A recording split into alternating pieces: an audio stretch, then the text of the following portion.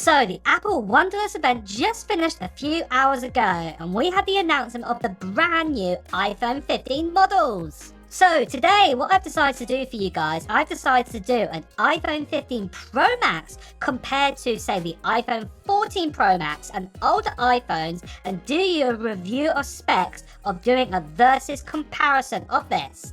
Now, the main iPhone I will be actually rivaling against the iPhone 15 Pro Max will be the 14 Pro Max, but also this does give you an idea too, if you do have, say, an older iPhone like an SE, an iPhone 7, iPhone 12, and even, say, a 10s, what I've also got here, what they are like compared to the newest iPhone that is available right now. So let's get started then with this comparison. So as you can see here on the left side, I have the iPhone 15 Pro Max, and we're going to be versing this against the 14 Pro Max. But like I said, we'll also be comparing it to some of the older models too. But let's begin then. So first of all, let's talk about the actual iPhone size here. So at the bottom, you might notice I've got 15pm and 14pm, stands for the Pro Max. But talking about the actual size, so the actual iPhone 15 Pro Max is a little bit thicker there. As you can see with the T, it's 8.25mm compared to 7.28mm, but that's just 1mm thicker. You're really not going to really notice that. And then the same with the length as well. The length is actually a little bit shorter, about 0.75mm, slightly smaller, again really not noticeable whatsoever there. And then obviously then the actual width is actually 76.7mm, again about 1mm sort of thinner than what we have with the iPhone 14 Pro Max. But then the actual iPhone weight, moving on to that, you can see here that the iPhone 15 Pro Max, even though it's got all those new features and everything inside it, it actually weighs about 19 grams or about 20 grams less than the 14 Pro Max. And the main reason behind that is because of that brand new titanium build now that we have inside iPhone. So this is absolutely great that we've actually got a bit more of a lighter weight, but yet still really super strong. Then moving on to the actual screen resolution. So screen resolution has always been the same for ages now on iPhones. They're 16:9. And then obviously the actual resolution is exactly the same on both of these panels. It's 2778 by 1484 resolution. So exactly the same there. And what this equates to is it equates to 458 pixels per inch, or PPI, and this is the number that Apple love to keep with all of our iPhones. They love to have at least 458 pixels per inch, so that's why the resolution is a little bit weird and wonderful, because they always want to have that amount. Then let's move on then to the refresh rate. So the refresh rate again on both of these panels are 120 Hz ProMotion. We've had this since the iPhone 13 Pro range, and again they can go from 1 Hz all the way up to 120 Hz. What is really good to save on battery life on both of them. Then next of all, we actually have the display protection. We still actually have the ceramic shield for both of these iPhones right now. So that is a really tough glass to have on both of them. Then moving on, we actually have the processor and the CPU. So as you can see here, we actually have the A17 Bionic this time, and this is the brand new chipset was made on a 3nm die, and it's got a 6-core CPU and a 6-core GPU. So we got an additional GPU core compared to the A16 Bionic from last year, which was made kind of on a 4-5nm die, and then obviously we actually have the 6-core GPU and the 5-core GPU inside that as well, but obviously the speeds are much more faster inside the A17 this year round.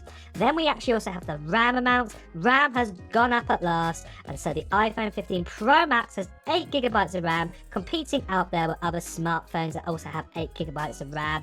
But obviously the 14 Pro Max still has 6GB of RAM, which is still quite a lot to be fair, and works very well. So then for storage, there is a change this year. So the minimum amount of storage what you can actually get from the iPhone 15 Pro Max is actually 256 gigabytes this time, going all the way up to 1 terabyte. But this is just for the 15 Pro Max, whereas the iPhone 14 Pro Max, it starts at 128 gigabytes. And I'll talk later on a bit more in this video about the pricing and what that actually means. Then next of all, after that, we've actually got the battery sizes. So the actual battery size in the iPhone 15 Pro Max is a 4,852 milliamp battery, which is 11% larger than the 4,323 milliamp battery in the iPhone 14 Pro Max. So in theory, it should give us more battery life. But according to Apple here with their playback times, it does look like it's still neck and neck. Now, don't feel too bad about this. Listen carefully. What I will say is we had exactly the same times for the 13 Pro Max. Yet, the iPhone 14 Pro Max battery is better than what we got with the 13 Pro Max. And the 14 Pro Max as well had a smaller battery than the 13 Pro Max too. So yeah, just be careful here. Wait till we actually see officially how long it does take to do a drain test on the batteries, because I think the iPhone 15 Pro Max will actually surprise us. Moving on from that though, we've actually got the wired and wireless charging speeds. So obviously we've got USB-C now on the iPhone 15 Pro Max, and what it does say according to Apple is that you can charge it from a 20-watt charger and above. And looking further into this basically means you can go up to 28 watts. But if you were to plug in, say, a 40-watt charger or even, say, a 30-watt charger, it will only charge at 28 watts, the 15 Pro Max. But that is better than what we've got with the wired lightning, what's 20-watt charging, what we've got with the 14 Pro Max instead. But the wireless MagSafe charging capability is still set at 15 watts this year. Next of all, we have water resistance, and as you can see here, we've both got IP68 for both of them, 6 meters up to 13 meters. That's more than enough what you need if you basically dropped it into a pool or something like this. It was definitely going to survive. You can rescue it out within 30 minutes.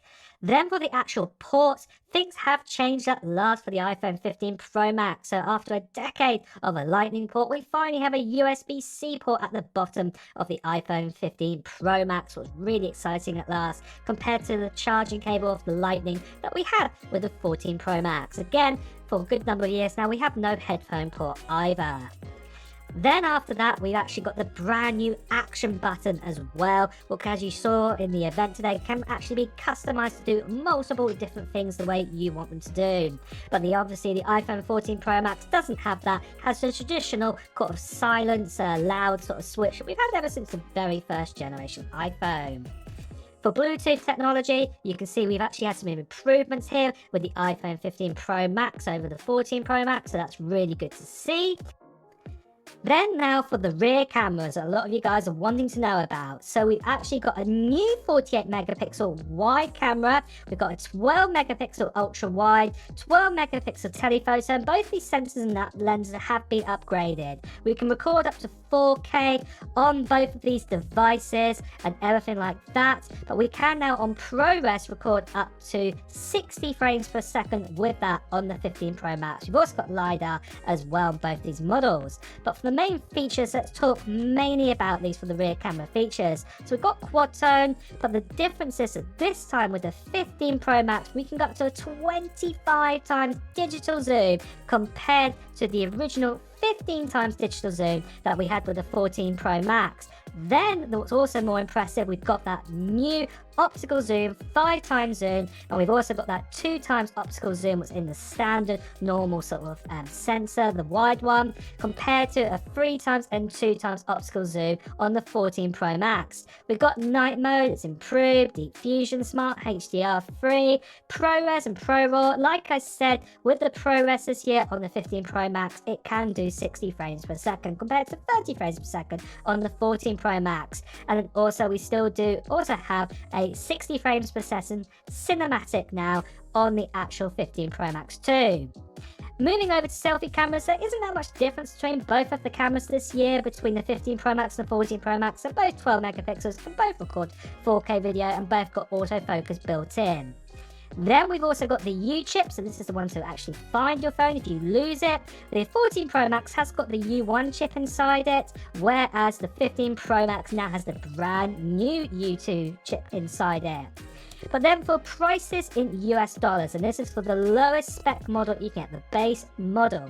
So the 14 Pro Max comes in at $1,099 US for 128 gigabyte option. But the 15 Pro Max comes in at $1,199 for the 256 gigabyte option. But do remember this, guys, the iPhone 14 Pro Max, if you were to buy the 256 gigabyte model, it still would have cost you $1,199. So technically the price hasn't changed, but what I will say, depending where you are around the world, the prices could change depending on how strong your currency is towards the dollar, and also there's import taxes and things like that. Then finally, we've actually got the colors. So for the 14 Pro Max with that stainless steel, we've got the silver, we've got the space black, we've got the gold, and that deep purple. But this year, we've got the titanium finish for the iPhone 15 Pro Max. So they call it black titanium, white titanium, blue titanium, and also the natural looking titanium color as well. So I haven't added titanium here, but basically that's what they've done. They've tinted them into those colors on the titanium. And with that, guys, what iPhone model will you be buying? And there we have it, guys. That's the comparison. As you can see, the iPhone 15 Pro Max has given us a lot this year. And you can definitely tell it's definitely worth an upgrade if you can afford to do it this year, because the iPhone 15 Pro Max is giving us so much more compared to older iPhones in previous years. It's definitely a big leap this year. And with that, guys, as well, it's time to wrap up this video. So if you have enjoyed watching it, please do press the like button. Also, if you want to hear the latest reviews and comparisons, and also the latest in Apple news, make sure you subscribe to this channel and also hit that notification bell. Until next time, guys, I will see you really soon. Take care. Bye bye.